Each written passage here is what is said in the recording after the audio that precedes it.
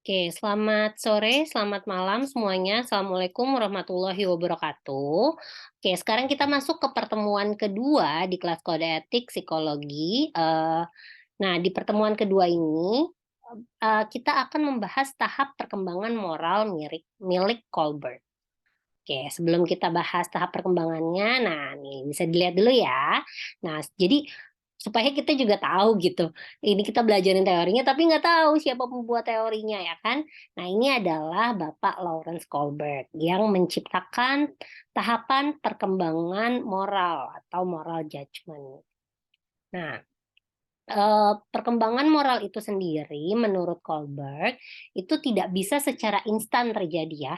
Jadi Kohlberg itu menurut menurut Kohlberg, jadi si tahapan perkembangan moral seseorang itu berkembang secara berangsur-angsur. Jadi bertahap nih dari tahapan awal sampai tahapan yang terakhir.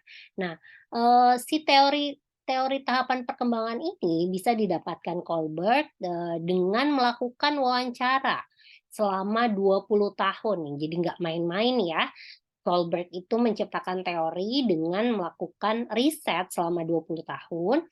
Dia mewawancarai anak-anak dalam satu kelompok gitu ya. Jadi setiap anak-anak akan diberikan satu pertanyaan di mana sorry bukan pertanyaan tapi diberikan sebuah cerita. Di mana di cerita itu tokoh utamanya itu mengalami dilematis moral. Nah, anak-anak ini nanti ditanya nih apakah dia setuju atau menurut mereka gimana sih perilaku yang dilakukan oleh si tokoh utama ini apakah itu perilaku yang bermoral atau tidak. Nah, contohnya ya salah satu pertanyaan yang diberikan oleh Kohlberg adalah di mana ada seorang laki-laki bernama X. Nah, dia ini mengambil sebuah obat dari sebuah apotik. Jadi mencuri obat dari sebuah apotik untuk menyelamatkan istrinya yang mengalami kanker. Karena kalau misalnya istrinya tidak meminum obat tersebut, maka istrinya akan meninggal. Sedangkan eh, pada saat itu dia tidak punya uang untuk bisa membeli obat tersebut. Nah, ditanya nih pada anak-anak, gimana menurut kalian si pria X ini perilakunya bagaimana? Kalian setuju atau tidak setuju dengan perilaku tersebut? Berbagai macam jawaban ya dari anak-anak yang diwawancari oleh Kohlberg itu melandasi Kohlberg akhirnya membuat perkembangan moral itu menjadi 3 tahapan di mana pada setiap tahapannya itu terdapat 2 tingkatan. Jadi ada 6 tingkatan perkembangan moral.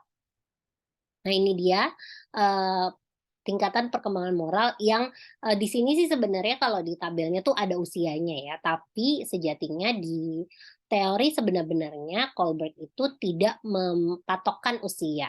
Jadi menurut Kohlberg ya ini bisa bisa aja gitu sudah dewasa tapi masih ada di tahapan tingkatan orientasi anak baik buruk gitu misalnya. Jadi memang tidak terpatok dengan usia. Tapi kenapa di sini tuliskan usianya? Ini kita ambil dari secara umum, secara normatif biasanya tahapan ini ada di biasanya anak usia 0 sampai 9 tahun gitu ya. Nah, kita mulai dari tahapan yang pertama, yaitu tahap prakonvensional. Usia 0 sampai 9 tahun. Nah, pada usia ini sebentar ya.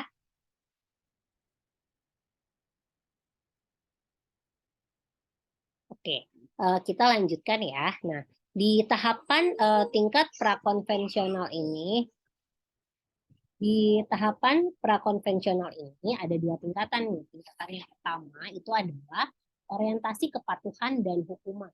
Nah, di mana pada tingkatan yang pertama ini, anak-anak itu mengikuti sebuah aturan karena dia takut dihukum. Jadi, dia menghindari si hukuman tersebut, makanya dia mengikuti aturan yang diberikan. Nah, sedangkan tahapan kedua itu adalah orientasi pertukaran instrumental. Maksudnya apa? Maksudnya pada tahapan ini, seseorang itu mengikuti aturan karena dia mau rewards-nya. Jadi kalau tadi takut hukuman, kalau ini, oh aku menurut karena dia ada tujuannya nih. Jadi misalnya dia mengikuti, ayo kamu harus belajar Soalnya kalau misalnya belajar nanti dapat permen. Nah, dia mau tuh belajar karena apa? Karena kalau misalnya belajar dia bisa dapatin permen. Gitu. Itu tahapan kedua. Lalu masuk ke tahapan sorry, tadi tahapan yang pertama. Masuk ke tahapan yang kedua itu adalah tingkat konvensional, di mana di sini ada dua tingkatan. Yang pertama orientasi anak baik buruk. Sorry ini agak typo ya slide-nya, harusnya baik buruk. Dan yang kedua adalah orientasi pemeliharaan otoritas. Nah, pada tingkatan orientasi anak baik buruk, anak-anak itu mematuhi aturan untuk menghindari ketidaksetujuan sosial atau penolakan. Jadi dia itu ikut ya baik buruk gitu. Dia itu mengikuti aturan yang diberikan atau aturan yang ada karena mau dianggap baik gitu, mau disebutnya oh good boy, oh good girl ya gitu ya. Oh pinter ya, sopan. Oh mau salih, masya Allah baik banget, anak baik. Nah itu biasanya karena dia mau dilabel sebagai orang yang baik, maka ia mengikuti aturan yang ada. Terus kalau orientasi pemeliharaan otoritas itu adalah anak ingin menghindari kritikan dari orang lain atau pihak otoritas. Jadi dia itu melakukan atau melakukan sebuah aturan atau mengikuti moral yang ada karena tuh dia nggak mau dikritik gitu ya. Jadi nggak mau nantinya dinyinyirin atau diomelin lah ya sama orang tuanya gitu atau dianggap menjadi eh, sesuatu apa individu yang buruk gitu, dia nggak mau, makanya dia akhirnya mengikuti norma yang ada. Lalu tahapan berikutnya itu tahap pasca konvensional, di mana ada dua tingkatan juga. Yang pertama orientasi legalistik kontraktual, dan yang kedua adalah prinsip etika universal. Nah, di orientasi legalistik kontraktual ini, orang memilih prinsip moral untuk hidup. Jadi, bagaimana dia supaya bisa hidup, maka itu yang dia ikut. Jadi orientasinya tuh selama itu tidak membunuh orang lain atau selama itu tidak menyakiti orang lain, maka dianggap itu sesuatu tindakan yang bermoral. Nah, kalau misalnya orientasinya prinsip etika universal, pemikirannya sudah berkembang lagi nih, di mana tingkah laku itu dilakukan atau sesuatu yang bermoral itu adalah sesuatu yang dilakukan dengan cara menghormati harga diri dan semua orang. Jadi memang tidak boleh sampai menghancurkan harga diri seseorang gitu ya. Jadi kalau misalnya perilakunya itu menghancurkan harga dirinya dia atau harga dirinya orang lain, maka itu disebut tindakan yang tidak bermoral. Nah, eh, bagaimana sih dalam mengambil keputusan itu kita beretika ya, beretika dalam mengambil keputusan. Nah, ketika kita akan mengambil sebuah keputusan, sebenarnya itu kita juga dihadapkan oleh situasi dilematis ya, seperti situasi-situasi moralitas tadi. Gitu. Dalam pengambilan keputusan inilah rasionalitas kesadaran akan etika dan moral harus memainkan perannya. Jadi ketika bingung memilih A atau B, maka disitulah etika itu berfungsi, di mana kita harus berlandaskan hal tersebut dalam mengambil sebuah keputusan. Nah, lalu menurut Alia, menurut Winter gitu ya, ini dalam Hasan dan juga Alia tahun 1988, pengambilan keputusan itu ada beberapa langkah nih. Langkah yang pertama itu kita perlu mengenali masalah etikanya dulu. Oke, kita bahas satu persatu ya.